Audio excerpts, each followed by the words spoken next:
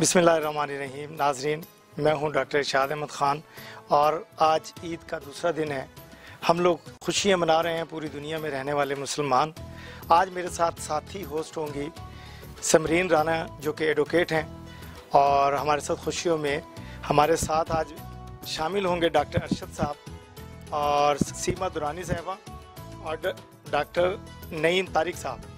तो नाजरीन, आज ईद का दूसरा दिन है, खुशियाँ भी बहुत हैं और जो कोरोना के हालात हैं उसमें हमें अपने हालात का भी पता है, पूरी दुनिया में पता है। कुछ लोग खुशियाँ मना रहे हैं, जो लोग जिनके लोग बीमार पड़े हैं इस वक्त कोरोना वायरस की वजह से, वो अपनी परेशानियों में मुब्तला हैं। तो हमें ईद के दिन खुशियों के साथ साथ जो लोग इस वक्त परेशान हैं, जो लोग बीमारियों में मुब्तला हो चुके हैं, ये वायरस की शक्ल में जो मिली है पूरी दुनिया को, तो हमें उनके लिए भी दुआ करनी है और हम कर रहे हैं। और हमें याद रखना है उन लोगों को भी जो इस वक्त ईद की खुशियाँ नहीं मना सक रहे, अपनी गुर्बत की वजह से, महंगाई की वजह से या और किसी मसाइल की वजह से। तो नाजरीन, अल्लाह ताला सब पे रहम फरमाए और ईद की खुशियाँ सब इसी तरह मनाएं जैसे कि पहले मनाते थे। इस ईद पे कुछ लोग खुश हैं, कुछ गमगीन हैं। तो हमें बहरहाल ईद तो मनानी है, क्योंकि ये कितना खूबसूरत माह रमज़ानुल मुबारक की सूरत में होता है कि रमज़ानुल मुबारक गुज़रा। ये एक ऐसा महीना है मुसलमानों के लिए जो रहमतें नाजिल होती हैं, जिसमें बरकतों वाला महीना होता है। तो इसका जब आखिर क़याम होता है तो लोग खुशियों की बजाय एक दुख हो रहा होता है कि या अल्लाह, ये माह पता नहीं है अगले साल में नसीब होगा या नहीं होगा, इतना खूबसूरत महीना दोबारा हम देख सकेंगे कि या नहीं देख सकेंगे। रहमतों वाला महीना है। तो आज हम इसी ईद के त्यौहार को, अब खुशी को तो खुशी की तरह ही मनाना चाहिए। तो आज मेरे साथ समरीन राना साहब हैं, मैं इनसे कहूँगा कि ये भी कुछ बोलें ईद के दिन। जी डॉक्टर साहब, बिल्कुल, बहुत शुक्रिया आपका। आज का जो प्रोग्राम है ईद के दूसरे दिन के हवाले से, हम सब यहाँ पे इकट्ठे हैं और अल्हम्दुलिल्लाह हम सब अपनी इस खुशी के मौके को मिलजुल कर मना रहे हैं। ये हमारे लिए बहुत एक बड़ी नेमत है। जैसा कि डॉक्टर साहब ने बताया है कि ईद है, खुशी का मौका है, इसको हम खुशी की तरह ही मनाते हैं। और ये जो ईद का दिन या ईद का जो त्यौहार है, ये रमज़ानुल मुबारक का मुसलमानों के लिए एक इनाम है, तोहफ़ा है। अल्लाह ताला ने अपने मुसलमानों को जो रोज़े रखते हैं, एक इनाम के तौर पे ईद का दिन अता किया है, ईद का त्यौहार अता किया है। और इसमें हम लोग जहाँ पे अपनी खुशियों का ख्याल रखते हैं, उसमें हम दूसरों को भी खुशियों का ख्याल रखते हैं, उनके दुख दर्द का एहसास रखते हैं और उनके साथ अपनी खुशियों को बांटते हैं। और अगर कोई दुखी है तो हमारी कोशिश होती है, जो हमारा मुआशरे में हमारी तालीमात हैं उसको मद्देनज़र रखते हुए, हमारे जो रस्म व रिवाज हैं उनको मद्देनज़र रखते हुए, हम अपने जो गमगीन भाई बहन हैं, रिश्तेदार हैं, उनको उनके गम में हम उनकी दाद रसी भी करते हैं। लेकिन ईद का आज दूसरा दिन है और सभी अल्हम्दुलिल्लाह हम सेहतयाब हैं, खुश हैं, हमारे घर में सब खैरियत और अफियत है। तो हम इसको खुशी के तौर पे ही मनाएंगे और दुआ करेंगे कि अगर किसी का कोई प्यारा खो गया है इस असना में, कोरोना में, या कोई और वजह हुई है या उसको कोई और परेशानी है, तो हम दुआ गो हैं कि वो उसके लिए आसानी का बाइस बने और उसकी मुश्किलात का हल हो। समरीन, हम दुआ गो हैं आपने कहा, तो मैं डॉक्टर अरशद साहब की तरफ आऊँगा। डॉक्टर साहब, चूँकि आप डॉक्टर भी हैं और आप बता रहे थे कि आप बिजनेसमैन भी हैं, तो मुझे ये बताइए कि आपके साथ कैसे बच्चों ने ये रोज़ों में और आपसे ईदी ली और जो कि ईद की शॉपिंग करते रहे, तो इस दफ़ा तो काफ़ी ज़्यादा मेरा ख्याल आपके अखराजात हुए होंगे। तो इस पर ज़रा मुझे बताइए कि कैसे आपने चांद रात मनाई और ईद का पहला दिन और अब आज दूसरा दिन है, तो कैसे मना रहे हैं आप? बिस्मिल्लाहिर्रहमानिर्रहीम। जनाब डॉक्टर साहब, आपने ईद के मौके पे ऐसा सवाल कर दिया कि मुझे तो अपना बचपन याद आ गया कि जब हम छोटे होते थे तो ईद दरअसल उसी का नाम था कि बचपन में जब जॉइंट फैमिली में माँ बाप के सामने बहन भाइयों के साथ मिलजुल कर बैठकर हम जो ईद लेते थे, खेलते कूदते थे, वो दिन ही अपने बच्चों को देख के और पोते पोतियों को देख के हमें याद आते हैं।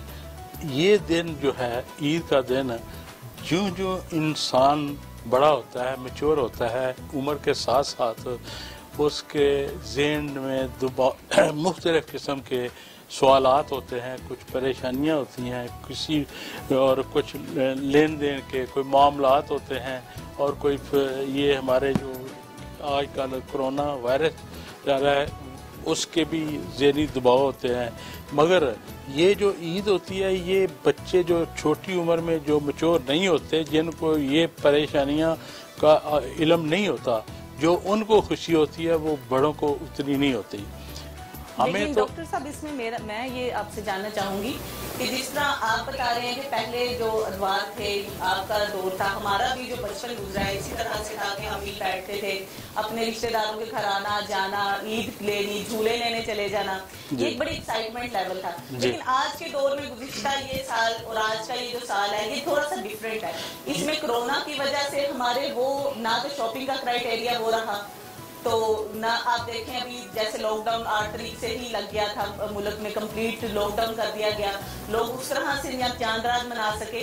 तो इस दफा का जो कोरोना पीरियड में आपने चांद रात मनाई है वो जरा बताएं कि आपके घर वालों ने क्या किया। चांद रात तो जो होती है ना, ये तो औरतें ही मनाती हैं, औरतों के ही त्यौहार है। लेकिन उस जेब तो आपकी खाली होती नहीं है वो ना, जेब ये मकसद है कि आपके साथ क्या क्या दरपेश थी। ये देखें, ये औरतों ने जितने भी घर वाले हैं, इन्होंने अपने आप को वो मेंटली तौर पे मैनेज किया हुआ था कि वो कपड़ों में कमी नहीं आई, ना किसी और जो भी त्यौहार के दौरान होती हैं, वजह से ज्यादा मसाइल नहीं मसाइल तो नहीं है, बल्कि अखराजात भी उसी तरह हुए हैं। मगर अच्छा। मैं ये ज़रूर कहूँगा कि आप सब लोग जितने भी हैं, आप अपने घर में अपने टेलीविज़न लगा के अपने अपने कमरे में, एक कमरे में 5-7 से ज़्यादा ना बैठें, थोड़ा फासला रख के बैठें और रखा जाए। और ख़ास तौर पर रमज़ान शरीफ के बाद,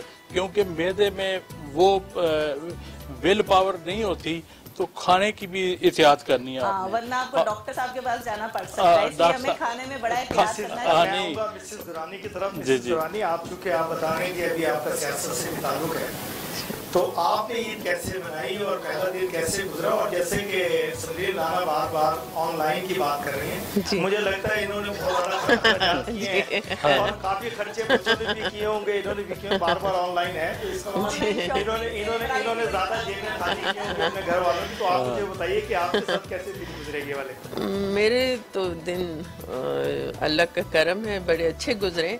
पर मेरा अपना ज़ाती ये एक्सपीरियंस है। मेरे 2 बेटे बाहर हैं, एक दुबई में है, एक ऑस्ट्रेलिया में। तो बच्चे वो भी नहीं आ सकते ईद पे और मैं भी नहीं जा सकती, और कोरोना की वजह से।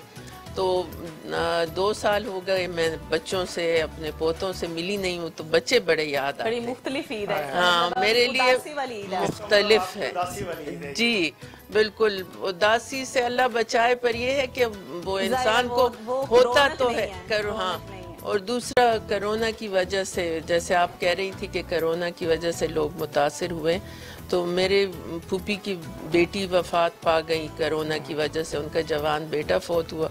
और अफसोस ये है कि मैं जा भी नहीं सकती हूँ, चूँकि वो सारा एरिया मतलब सील किया होगा, बंद है। तो ये है कि ये बातें होती हैं, लेकिन जिंदगी का हिस्सा है ये, गम और खुशी साथ साथ जी। लेकिन फिर भी पुरुमीद है, क्योंकि खुदा भी हमें कहता है, खुदा रसूल ने कहा है कि जब तक जिंदगी है, जान है तो जहान है।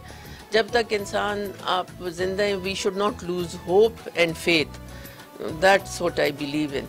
तो उम्मीद पे दुनिया कायम है। तो ये तो आता रहता है। पहले भी जैसे 100 साल पहले, 100 साल पहले कहते हैं स्पेनिश फ्लू आया था, उसमें भी बहुत लोग इसी तरह कोरोना की तरह था, बहुत लोग वफात पा गए थे। तो ये होता रहता है, हमसे पहले भी लोगों पे आया है, और अल्लाह करे कि हमारा ये वक्त गुजर जाए। और ये जैसे ये वैक्सीनेशन का सिलसिला अब चल रहा है, जैसे मेरा यही, मैं आप अपने ज़ाती एक्सपीरियंस कह रही हूँ कि वैक्सीनेशन मुझे भी लगी, मेरे मियाँ को, मैं अपनी मेड को लेके गई, मेड्स को, वो बल्कि वो कह रही थी नहीं नहीं मैंने नहीं लगाना, ये भी हमारा यहाँ जरा है लोगों को। लेकिन डॉक्टर साहब ये तो चले कोरोना के हवाले से हाँ तो हमारे बहुत से प्रोग्राम्स हम कर चुके हैं। ये आप बताएं कि रमजान में आपने क्या कोई गैदरिंग की जिस तरह से आम रूटीन में होता है? छोटी गैदरिंग मतलब अफ्तार पार्टियां होती थी अपने बहन भाइयों इस दफा तो वो नहीं कर सके हम। बहन भाई बहनें मेरी इधर हैं, उनको बुला के छोटी गैदरिंग हो सकी है। वो बड़े जैसे पहले अफ्तारी का शौक होता, सहरी के लिए बाहर जाते थे, तो वो बाहर जाना और उस तरह वो नहीं कर सके। लेकिन बस ये भी अल्लाह का करम है कि जिंदा है, सलामत है। डॉक्टर साहब मुझे ये बताइए, आप डॉक्टर हैं, तो ये जो हालात हैं कोरोना के और उसमें ईद भी और फिर वो भी, मैं भी आपसे वही सवाल करूंगा कि कैसे गुजरा रमजान मुबारक और कैसे अफ्तारी की, कैसे दोस्तों के साथ गेट टुगेदर किया, या आप बिजी रहे दूसरे कामों में, और ईद का पहला दिन आपने कैसा गुजारा और अब कैसा आज का दिन कैसा है आपका? डॉक्टर साहब, सबसे पहले तो मैं आपका शुक्रिया अदा करना चाहता हूँ कि इस कोविड की सिचुएशन में और ईद के दूसरे दिन आप ये प्रोग्राम लॉन्च किया।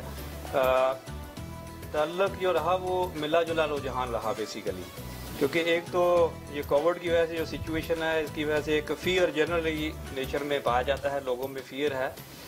Any how being the Islamic point of view से अल्लाह ताला ने कहा कि ये रमज़ान का जो महीना है ये मेरा महीना है, और इसके एंड के ऊपर सर्टनली अल्लाह ताला ने ईद की सूरत में हमारे लिए एक इनाम रखा हुआ है, तो उस इनाम को सेलिब्रेट किया जाना चाहिए और किया है। तो लेकिन फियर थोड़ा सा रहा, कुछ देखें सेहत के लिए और उसके बाद अपनी जो रिक्वायरमेंट्स हैं, जहाँ मोर ओवर जो गवर्नमेंट की तरफ से गाहे हमें इंस्ट्रक्शंस मिलती हैं, उनको मद्देनजर रखते हुए सोशल डिस्टेंसिंग भी है, या ईद का वो वाला जो एक जोश होता था वो जोश देखने में नहीं आया, उतना फील भी नहीं कर सके। लेकिन अल्लाह ताला की तरफ से ये चूँकि एक इनाम है हमारे लिए, तो इसको हमने अच्छे तरीके से सेलिब्रेट किया, नमाजें भी पढ़ी और दुआएं भी की, और उन अपने बहन भाइयों को भी हमने याद रखा जो इस कोविड सिचुएशन में वफात पा गए। अल्लाह ताला उनके दर्जात बुलंद फरमाए, और जो भी हमारे मोहसन जो भी बीमार हैं या हॉस्पिटल में हैं, हम इस खुशी के मौके पर उनको भी नहीं भुला सकते। मोर ओवर इस वतन अजीज में एट दिस मोमेंट, इस सिचुएशन में जो हमारे वतन के लिए जो हमारे पैरामेडिकल स्टाफ है, मेडिकल स्टाफ है, वो फ्रंट लाइन पे हॉस्पिटल में मौजूद हैं, तो सर्टनली हमें उनको भी याद रखना चाहिए। आर्म फोर्सेस के लोग हैं जो अपनी बॉर्डर्स पे ड्यूटीज दे रहे हैं, या इस वतन अजीज में ऐसी सिनेरियो में किसी भी प्रोफेशन के साथ जो मुंसलिक हैं, जो इस व्हील को चलाने के लिए मौजूद हैं, मैं उनको सलाम पेश करता हूँ। मोर ओवर जैसे आपने ईद की बात की, ये खुशी का मौका है, पर्टिकुलरली जिन बच्चों को पता नहीं है ये कोविड की सिचुएशन है, जहाँ उस लिहाज से एक उनके अंदर से जोश निकलता है। अभी मेरे भाई डॉक्टर साहब ने जिक्र किया, तो इनकी बात सुनकर मैं भी खुद बचपन में चला गया। यहाँ पर हम छोटी छोटी आनकें खरीदते थे, बाजे बजाते थे, और उसके बाद हम एंजॉय करते थे, और माएँ बच्चों को बहलाती थी कि बेटा आपको ये चीज हम ईद पे लेके देंगे, हम उस ईद के इंतजार में 6 महीने गुजार देते थे। क्या आप भी ऐसे करते थे कि रातों को जाके चांद रात को कपड़े देखने और सुबह किस किस से कितनी कितनी ईदी लेनी है? मेरी बहन कई दफा देखते थे, और हर दफा ईदी गिनते रहते थे, खर्च भी। तो अब हम ईदी देने वाले लोगों में शामिल हो गए। लेकिन डॉक्टर साहब आप ये बताएं, मैं बल्कि तीनों अपने मेहमानों से पूछूंगी, क्या ईदी लेने का मजा था या आप जिस सिचुएशन में ईद देने में ज्यादा मजा है? क्या फीलिंग डिफरेंस इसमें क्या है? यानी एक वो दौर जब हम बचपन में ईदी लेते थे सबसे, और अब हम उस एज में आ चुके हैं कि ईदी देने वालों में से, इसमें जरा डिफरेंस भी करें, इसमें जरा मजा भी आएगा, क्या क्या एक्सपीरियंसेस हैं आपके? इसमें डबल मजा है, एक तो अपना बचपन याद आता है, और दूसरा ईद देने में मजा आता है। और जब ईद हम बच्चों को देते हैं तो वही सीन हमारे सामने स्क्रीन चल रही होती है कि इसी तरह हम भी किसी से कभी लेते थे अपने बुजुर्गों से। तो वो जो खुशी होती है ना उस वक्त की, जो बचपन में खबर ईद के दिन कल जैसे मैंने अपने भाई को और सिस्टर को भी बुलाया हुआ था, तो we had the small gathering at home, तो वो भी एक खुशियों को दोबारा करने का एक अपॉर्चुनिटी थी कि मिल बैठकर, और उसके बाद यानी नतीजा यही निकला कि उस दौर में भी खुशी थी, मजा था, और आज के दौर में भी खुशी और देने में भी मजा, देने में अपना मजा एक जी, दूसरे बच्चों की और उनकी खुशी देख के खुशी होती है ना। और ये बाहर से नहीं है, खुशी बेसिकली ये अंदर से आती है, अंदर से फीलिंग होती है जो आपकी जो ना उसको आपको सपोर्ट करती है। चीज जो हम एज मुस्लिम हमें हमारी तालीमात में भी है और अल्लाह ताला का हुक्म भी है, हदीसें भी हैं, हमारे नबी सल्लल्लाहु अलैहि वसल्लम की सुन्नत भी है कि रमज़ान में हमने खसूसी तौर पे लोगों का ख्याल रखते हैं, उसकी एक अलग खुशी है। हम अपनों के लिए तो बहुत कुछ करते हैं, लेकिन इसके अलावा हर इंसान अपनी कैपेसिटी में, अपनी जो है हिम्मत के मुताबिक अपने इर्द गिर्द जो ज़रूरतमंद लोग हैं उनका ज़रूर ख्याल रखता है, और उसका जो मज़ा है वो एक अलग ही है। अपनों के लिए और ख़ुद की ज़ात पे खर्च करने के अलावा हम जो दूसरों के लिए करते हैं उसकी भी बहुत खुशी है। क्या ऐसा ही है ना?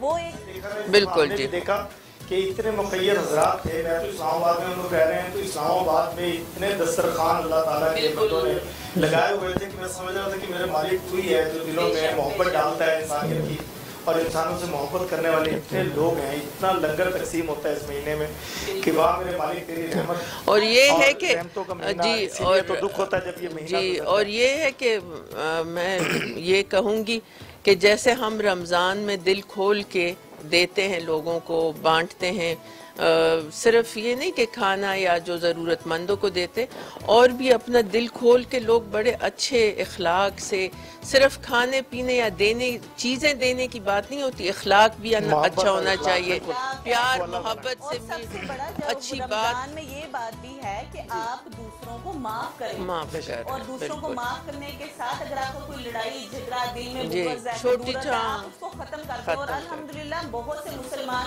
जो होते हैं वो आपस में घर में जितने भी मसले मसाइल होते हैं उनको भूल जाते हैं ईद और रमजान में, और उसी तरह से अपना दिल साफ करके खुश असलूबी से बिल्कुल ठीक है कि एक दूसरे के साथ अच्छे अखलाक से भी पेश आए, और हमें अल्लाह तौफीक दे कि पूरा साल हम ऐसे करें, सिर्फ रमजान के महीने में ना जिंदगी ही असल में ये है कि ये लेकिन इंसान है, अल्लाह ताला ने इंसान बनाया है, तो अगर वो गलती करता है, कहीं वो कोताही करता है, तो अल्लाह ने तौबा के दरवाजे खोले हैं, उसकी इस्लाम के तरीक़ेकार भी हैं और उसको रास्ता भी दिखाया है। साहब एक और चीज़ मैं यहाँ पे सबमिट करना चाहूँगा।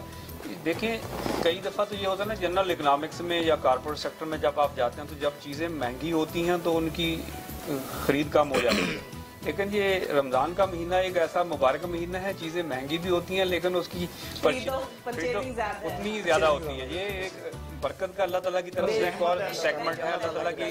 एंड मोर ओवर अल्हम्दुलिल्लाह कि वो अभी हम जो बाज़ार में फ्रूट देखते हैं, और अल्हम्दुलिल्लाह मुझे इस चीज़ की भी खुशी है जिस तरह मुखय्यर हजरात जाके अपना कंट्रीब्यूशन करते हैं, लोगों को सपोर्ट देते हैं, और अल्हम्दुलिल्लाह ये फ्रूट व्हाट माई अप्रोच से कि ग्राउंड लेवल तक हर बंदे को इंडिविजुअल को पहुँचती हैं। लोग बाहर के बाहर जहाँ पे राशन बांट रहे हैं या उसके बाद उनको फैसिलिटेट कर रहे हैं, कुछ अफ्तारी का इंतजाम किया हुआ था।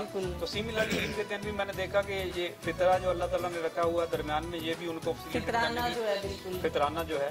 तो मोर ओवर ईद के दिन अगेन कल भी मैंने देखा मस्जिद के बाहर लोगों ने अल्हम्दुलिल्लाह दिल खोल के उनको फैसिलिटेट किया। और जैसे आपने कहा कि हाँ नोट जो है वो नए नहीं थे, लेकिन पुराने नोट भी उसमें खुशी जरूर लेके आते हैं वही नोटों वाले। तो वो बहरहाल मैंने कुछ मैनेज कर लिए थे, वो मैनेज करने का अपना तरीका होना चाहिए, लिहाज से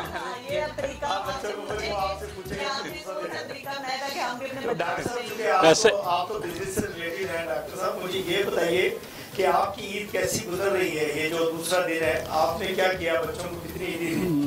हम तो सोच रहे थे कि अब हमें भी ईदी देंगे डॉक्टर साहब आए। हम तो समझ रहे थे हम बच्चे बनेंगे ना। डॉक्टर शाह साहब माशाल्लाह आपने पहले ये जो ईदें होती थी हम सब जितने भी घर वाले हैं इंतज़ार करते थे कि हमें मिलने आएगा कोई बड़ा या छोटा, कोई फूफो आएगी, कोई मामी आएगी, कोई मामा आएगा, कोई ऐसे चाचे चाची आएंगी, अजीज़ो कारब आएंगे। अब थोड़ा सा मुख्तलिफ है, ना तो हमें किसी को जाके मिलना चाहिए ना किसी को हमें दावत देनी चाहिए। आपके पास मोबाइल है, मोबाइल पे व्हाट्सएप पे आप टेलीफोन पे बात करें ताकि ये जो मौजूदा सूरत हाल है इस पे भी हम काबू पा सकें। और क्योंकि बच्चे इतने वो मैच्योर नहीं होते, तो जब फैमिलियां आपस में इकट्ठी होती हैं तो ये बच्चे गुथम गुथा होते हैं और वो फिर चीज़ बाज़ काज कंट्रोल में नहीं रहती। तो बेहतर ये है कि आप अपनी घर की हद तक महदूद रहें, ना पार्कों में जाएं, ना किसी और ऐसी जगह पे जाएं जहाँ के अवाम का इज्तिमा हो। लॉकडाउन लगा हुआ है, बच्चों को हम रोक नहीं सकते हैं, कजन्स आपस में मिलेंगे, माँ बाप बहन भाई को कैसे छोड़ सकते हैं। ये खुशी का दिन है, ये तो दोबारा आ रहा है, लेकिन एहतियात करनी रिस्क लेने वाले हैं, अल्लाह ताला आप पे रहम करने वाला है और मोहब्बतों के लिए तो चलिए उसमें थोड़ा सा कॉम्प्रोमाइज ये कर लेना चाहिए कि एक दिन मतलब वक्फे बाद आप मुख्तलिफ ये ना हो जिस तरह से सभी सारे खानदान इकट्ठे ना आए और एक फैमिली आइए मिले और दूसरी इसी तरह बारी बारी एक दूसरे को। डॉक्टर साहब जो ना वो मैं शेयर करना चाहूँगा कि कल जो फीलें हुई तो बच्चों का जैसे पहले जो विजन होता था या उनकी अप्रोचेज होती थी कि खुशी को मनाना, सेलिब्रेट करना, आउट बाहर जाना, कल चूँकि उनके ऊपर पाबंदी लगी हुई थी तो वो एक प्रेशर कुकर की तरह बने हुए थे। लेकिन बच्चे खुशी उसी तरह मना रहे थे।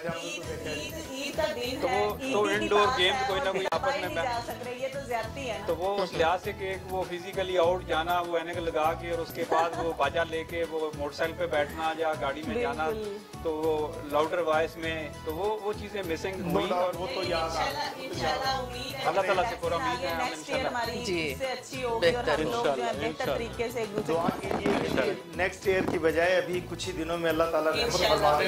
और वैक्सीनेशन मैं ईद के दिन तो यही पैगाम देना चाहूँगा कि हमें सब लोगों को वैक्सीनेशन करवानी चाहिए। कुछ लोग डरा रहे हैं, कुछ डर रहे हैं, तो मेरा ख्याल डरने का नहीं है, इस वक्त वैक्सीन लगाने का डॉक्टर साहब में लगानी चाहिए। ईद वाले दिन हम अपने प्रोग्राम के थ्रू आपको यही मैसेज देंगे पूरे पाकिस्तानियों को, पूरी दुनिया में रहने वाले लोगों को कि वैक्सीनेशन करवाइए। ये प्रैक्टिकम मैं शेयर कर लेता हूँ आपसे डॉक्टर साहब। ये वैक्सीनेशन की आपने बात की, एक तो अल्हम्दुलिल्लाह गवर्नमेंट ने बहुत अच्छा इंतजाम किया हुआ है टू बी वेरी फ्रैंक, और मोर ओवर जब मैं गया हूँ तो वो मेडिसिन लगी, उसके बाद कोई उसका मुझे कोई सिम्टम्स अलामात या दाएं लोग कह रहे थे कि र्यूमर्स होती हैं कि बुखार हो गया, फलां चीज हो गया, it has been never been.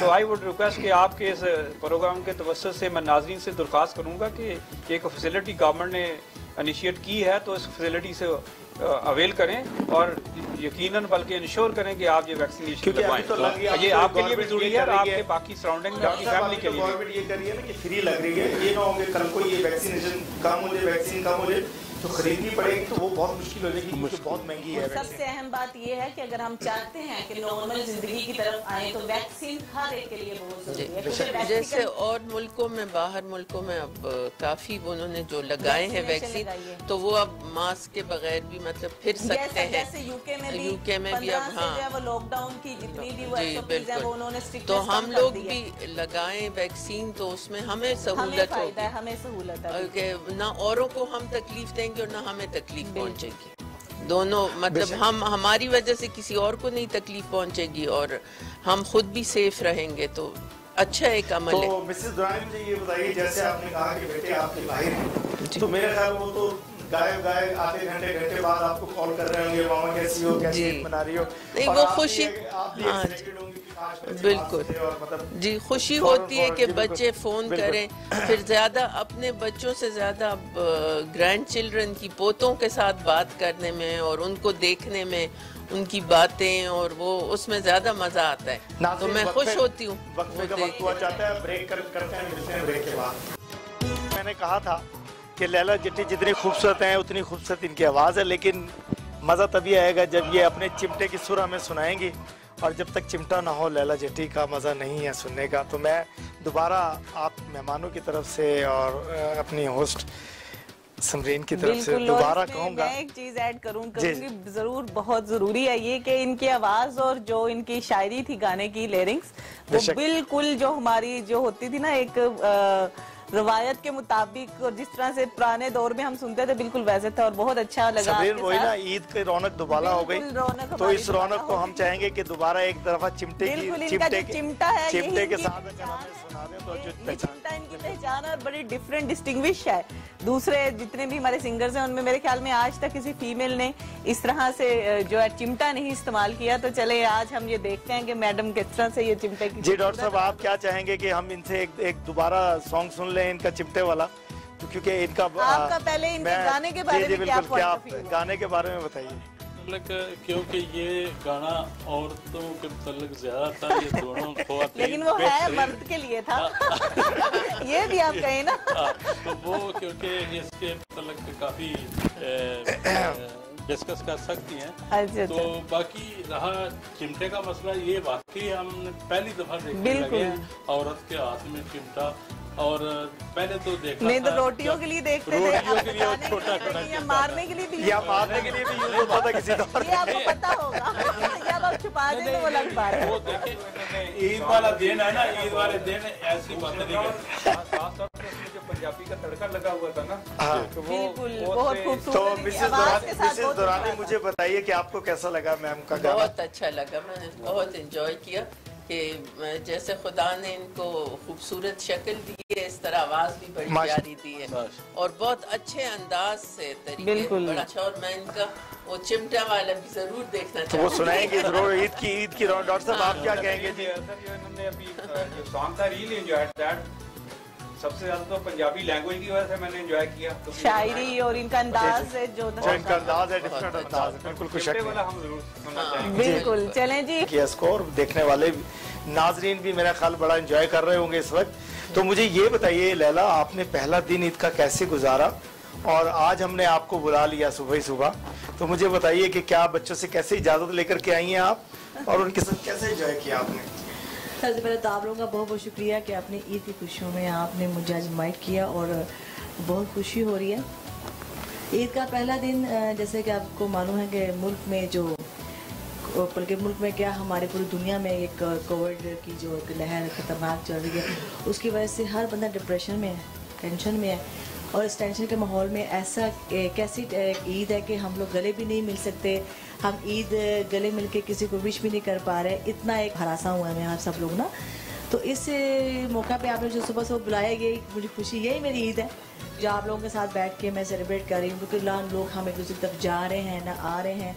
जैसे कि हमारा ईद का दस्तूर है कि हम लोगों की तरफ जाते हैं, अपने खाने भेजते हैं, सवैयों की ईद होती है, शेयर करते हैं। हम कुछ भी नहीं कर पा रहे, एक बेबसी का आलम है, लेकिन आज के दिन हम अपने अल्लाह ताला से यही दुआ मांगेंगे कि रमज़ान के सदके हमारी तमाम कोताहियाँ माफ़ करे और इस बात से हमें डॉक्टर साहब हमारी ईद दोबारा कर दी है। और अभी डॉक्टर साहब से आप कुछ पूछें? डॉक्टर साहब, ये जैसे इन्होंने कहा कि अल्लाह ताला हमें इस मुसीबत से निकाल ले और रौनकें दोबारा से बहाल हो जाएं, तो आप बहन भी आ गई तो इनको बड़ा अच्छा लगा हमें, तो आपको कैसा महसूस हुआ?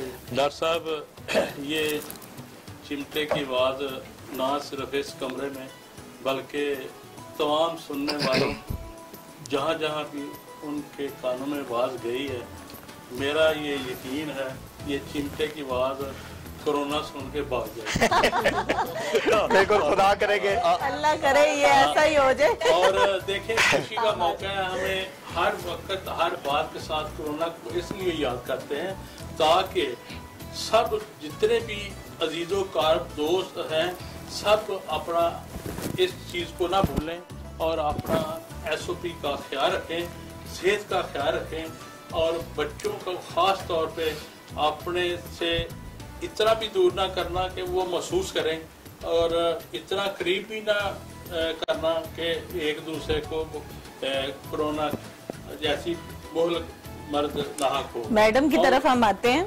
मैडम आप बताएं, आपको ये डिफरेंट थीम और इनका जो म्यूजिक जो अंदाज है वो कैसा लगा? मौसीकी का ये बिल्कुल डिफरेंट है। बहुत अच्छा लगा माशाल्लाह, बड़ी खुशी हुई देख के इनका। मुझे वो याद है बचपन में आलम लोहार का होता था, फिर अब आरिफ लोहार कर, लेकिन पहली दफा खातून के हाथ में देखा है, तो मतलब है पाकिस्तान में वुमेन एमेंसिपेशन एग्जैक्टली। अब वुमेन जो है चिमटा सिर्फ किचन में करती, वो ये बड़े नहीं और बड़े अच्छे अंदाज और तरीके अंदाज भी होता है ना जिस तरीके से। और ये जो चिमटे वाला इनका गाना था, ये अगर if I am not wrong ये टप्पा टाइप था कोई, जो हम गाते थे पहले पंजाब में, इसको बोलियां कहते हैं, टप्पे कहते हैं, तो ये बड़ा डिफरेंट था और नया था। डॉक्टर तारिक साहब बताइए मुझे आपको कैसा लगा ये, क्योंकि ये तो हमारा पंजाब का म्यूजिक है, ये चिमटा तो डिफरेंट है और पंजाबी बड़ा एंजॉय करते हैं। मैं देखता हूँ कि पंजाब का अपना एक मजा है और पंजाबी म्यूजिक, क्योंकि जी गई कि ये मुझे अपने गांव में ले गए। जी बिल्कुल जी, क्योंकि वहाँ पर आलम लोहार भी मैंने उनको अपने बिल्कुल जब छोटे तो आपका गाँव कहाँ है जी डॉक्टर साहब? डिस्ट्रिक्ट टोबा टेक्सिंग में। अच्छा, टोबा टेक्सिंग में। और वहाँ पर ये उर्दू शुर्दू तो भी हमने फिर बाद में सीखी, वहाँ पर तो सारा कल्चर पंजाबी है।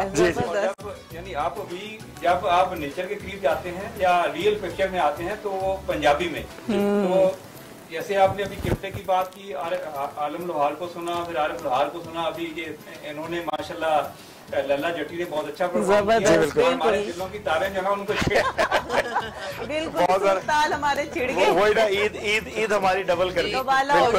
कोई शक नहीं। कोरोना की डिप्रेशन से खुदा की गज़ा है। और वो लल्ला जट्टी साहब ने जो है वो उसका हक अदा किया मौसीकी का, और हमें वाकई बहुत मजा आया। और उम्मीद है हमारे नाजरीन भी इनका गाना बहुत एंजॉय करेंगे, जो उनका डिफरेंट स्टाइल है उसको अप्रिशिएट करते हैं। तो मैं समझता हूँ कि डॉक्टर साहब से मैं पूछूंगा, डॉक्टर साहब अभी मुझे ये बताइए कि कल के क्या प्रोग्राम है बच्चों के साथ। अभी हम लोग ये सोचते थे कि तीसरे दिन, ईद के तीसरे दिन बच्चों के साथ बाहर जाएंगे, घूमेंगे फिरेंगे, डिनर कहीं बाहर करेंगे, लेकिन अब जो लॉकडाउन है और जिसकी वजह से हम लोग, मेरा ख्याल हमें खुद भी एहतियात करनी चाहिए। तो आपने क्या प्लान किया हुआ है कि गाँव जाएंगे या इस्लामाबाद में ईद करेंगे आप? मैं तो इंशाल्लाह ईद इस्लामाबाद में, बाकी अपने घर की चारदीवारी के अंदर ही करूँगा। और मैं ये सब अपने जितने भी इस चैनल को देखने वाले हैं उनको एक नसीहत करूँगा कि आप, क्योंकि एक पूरा महीना रोज़े रखे हैं, रोज़ों के बाद ईद का दूसरा दिन है, तो बाद खाने पीने में कमी कोताही हो जाती है। तो अपनी सेहत का ख्याल आपने रखना है। वो आप इस तरह, मैं एक मिसाल देता हूँ कि ये आपका मैदा है, इस मैदे को यहाँ इतना ही आप भरें। अगर इसको ज़्यादा भरेंगे तो ये आहिस्ता आहिस्ता आहिस्ता आहिस्ता यूँ फैलता जाएगा, और ये 1 घंटे बाद आपको महसूस होगा बारीपन। ये देखें, अल्लाह ताला का एक निज़ाम है।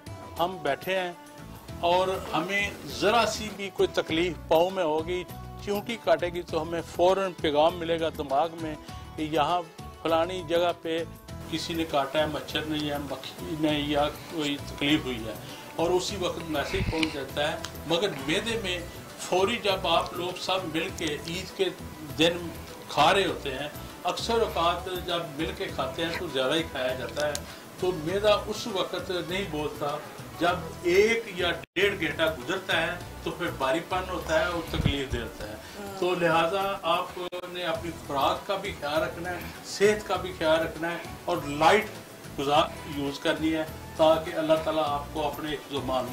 डॉक्टर साहब, लेकिन ईद वाले दिन कहाँ लाइट खाते हैं? ईद का जो त्यौहार है, स्पेशली ईद उल फितर, इसको मीठी ईद कहा जाता है। और स्पेशली जो हमारी माएँ हैं, घर में खतूने खाना होती हैं, वो स्पेशली कुछ मीठा बनाती हैं। तो मैडम, आपने क्या कल मीठा बनाया और आज आपका क्या प्लान है? और खाने पीने के हवाले से आपकी क्या रूटीन है, जरा बताएं, क्योंकि आप स्पेशली जो खतूने खाना है तो असल कंट्रोल इनका होता है किचन में। कल तो सेवियां बनाई थी। अच्छा। और आज मैं सोच रही थी मीठा कुछ मेरे मियाँ और बेटा जो छोटा घर पे है, तो मैंने कहा बेटे से पूछूंगी जो पसंद हो उसकी पसंद। और अब तो मीठी ईद पे चीनी का मिलना भी दुश्वार है, तो जरा मीठा मोहतात ही है। मीठा तो हमें छोड़ ही देना चाहिए। जैसे डॉक्टर साहब ने कहा कि घर भी अपने, पेट भी अपना, खाना भी अपना, जरा दोनों का ही ख्याल। लेकिन ईद वाले दिन तो ख्याल नहीं रहता, खुशी तो खुशी है, खुशी में तो कुछ। और स्पेशली जब रमजान के बाद हम ईद पे आते हैं, तो डॉक्टर साहब से मैं पूछूंगी वो क्या उनकी रूटीन है खाने पीने के हवाले से, और क्या वो राय देंगे हमें, उनका क्या मशवरा है? तो इसमें मैम बेसिकली तो देखें, जब आप रमज़ान की रूटीन में चल रहे होते हैं तो एक लंबा ड्यूरेशन बीच में आ जाता है जिसमें आप खाना नहीं खाते हैं या वो स्टमक उस रूटीन में चल पड़ता है। तो अभी जैसे दोस्त डॉक्टर साहब ने पहले भी कहा कि परहेज़ इलाज से बेहतर है, कि वो नो डाउट थोड़ी सी कभी कभी वो चीज़ें प्लस माइनस हो जाती हैं, लेकिन फिर भी मीठी ईद है तो मीठा तो होना चाहिए, मीठा तो बनता है। हम भी अपने मेहमानों को मीठे से तवाज़ो भी करेंगे उनकी, और मीठी ईद पे मीठी मीठी बातें तो चल ही रही हैं। तो यही कहूँगा, ईद पे मीठा ना हो तो ईद मीठी किसको कहेंगे? तो ईद तो मीठे के बगैर तो ईद होती नहीं है। तो हम डॉक्टर इकट्ठे हुए हुए हैं, 2 खवातीन भी हैं, तो मेरा ख्याल है कि वोट ज्यादा खवातीन का है। नहीं तो हमें तो इन्हीं की माननी है, घर में भी इन्हीं की मानती है। मेरी तो डॉक्टर साहब मेरी मानेंगे। जी बिल्कुल, क्योंकि मौजूदा हालात के मुताबिक चीनी बहुत कम इस्तेमाल करनी चाहिए। वो मिल ही नहीं रही है, चीनी तो वैसे नहीं मिल रही है जब से ये आई। आप चीनी के मुतबादल बहुत सारे ऐसे फ्रूट हैं Natural वो fruit में। वो आप इस्तेमाल करें।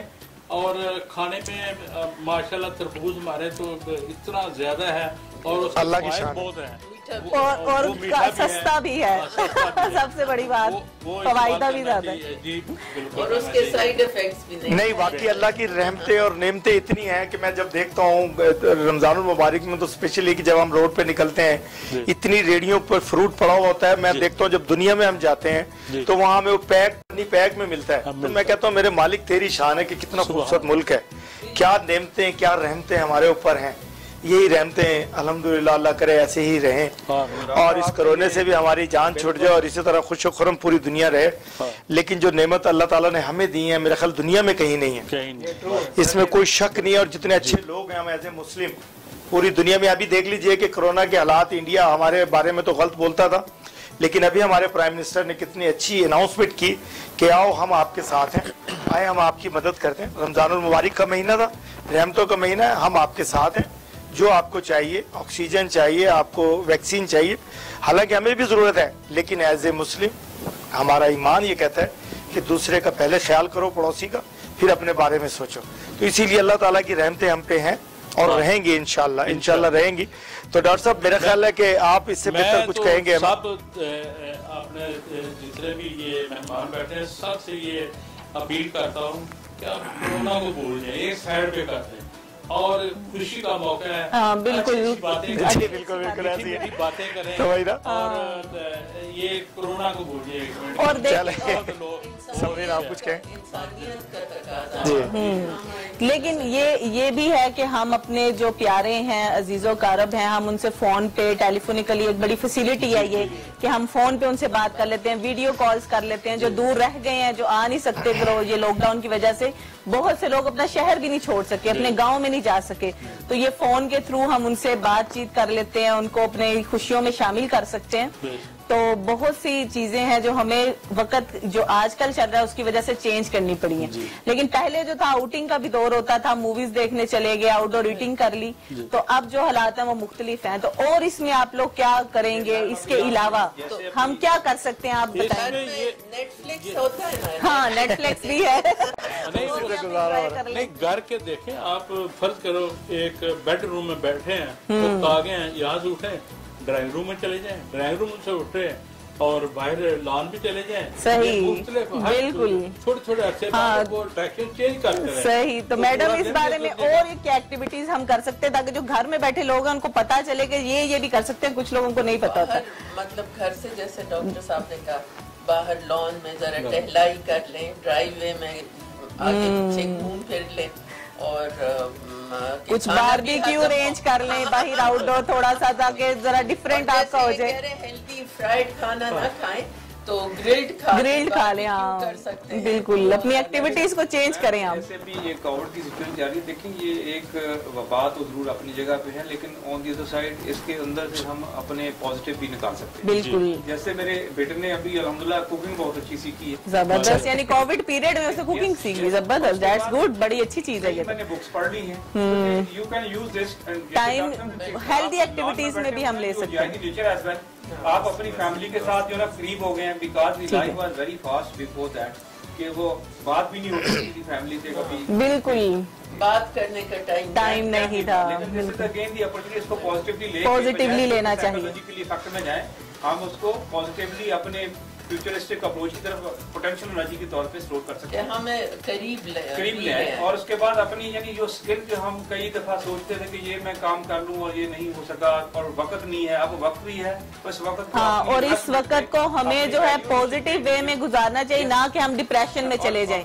बल्कि जो फैमिली में कुछ लोग अगर हमारे डिप्रेशन में जा भी रहे हैं तो उनके साथ भी इंटरेक्ट करें और उनको एक्टिविटीज में लाएं। डॉक्टर साहब टाइम थोड़ा है जी तो मैं एक सवाल ही करूंगा कि मुझे चाहिए कि आप ईद पे क्या पैगाम देना चाहेंगे आवाम को? खुशी के मौके पे अपने प्यारों को कभी ना भूलें, छोटे हो बच्चे हो कोई भी हो, अपने अंदर एहसास पैदा करें, उनके लिए दुआ गो हो और साथ हर एक गरीब यतीम मस्कीन जो हमसाये हैं उनका साथ लेके खुशी में शामिल करें। यही मेरा पैगाम। मिसेस और दुरानी, मैडम आप जो हैं वो क्या पैगाम देंगी अहले वतन को इस ईद के पुरमसरत मौके पे? इस पुरमसरत मौके पे यही पैगाम दूंगी कि एक दूसरे के साथ हम अच्छे अखलाक से पेश आए, प्यार मोहब्बत से, और अपने आप में पेशेंस पैदा करें। हमारे लोग बड़े इम्पेशेंट हो गए हैं, तो ज़रा दिल बड़ा करना चाहिए, हमें हौसले तहम्मुल से काम लेना चाहिए। तो यही मेरा पैगाम होगा, प्यार मोहब्बत। डॉक्टर तारिक साहब आप मुझे बताइए कि मैडम ने बड़ा अच्छा पैगाम दिया। ईद के इस खुशी के मौका पर हमारे बहुत से प्यारे बहन भाई वो मुख्तलिफ फ्रंट्स के ऊपर कोविड की सिचुएशन में भी लड़ रहे हैं, और मुल्क की जो जोग्राफी हदूद हैं वहाँ पर भी खड़े हुए हैं, अपने प्यारों से दूर हैं। तो हम उनको नहीं भूले हैं। मैं इस प्रोग्राम के तवज्जो से उनको ईद मुबारक कहना चाहूँगा, और उनको ये भी मैं मैसेज देना चाहूँगा कि हम आपके लिए दुआएं कर रहे हैं। अल्लाह ताला आपको सलामत रखे, आपकी आमीन। नाज़रीन, प्रोग्राम का वक्त ख़त्म हुआ चाहता है। हम ईद के इस पुरमसरत मौके पर लैला जटी, जिन्होंने कि हमें इतने खूबसूरत सॉन्ग सुनाए, और स्पेशली जो चिमटा की धुन थी वो तो बड़ी लाजवाब